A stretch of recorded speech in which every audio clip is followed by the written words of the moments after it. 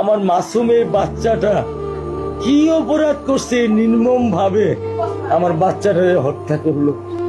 আমি এই বাচ্চাটা ছাড়া আমি থাকবো কেউ নেই। এই 8 বছরের মাসুম একটা বাচ্চা কি অপরাধ, আমি এই কলজাটা ছাড়া আমি থাকবো কেমনি?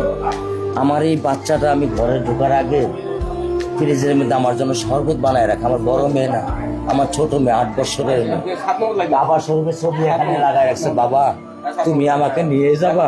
আমি বলছি আল্লাহ, বাবা তুমি আল্লাহর কাছে যাও, আমার তো নেওয়ার দিয়ে যাওয়ার ক্ষমতা নাই। আমার মেয়ে আল্লাহর কাছে চলে গেছে, আমার মেয়ে আল্লাহর কাছে চলে গেছে।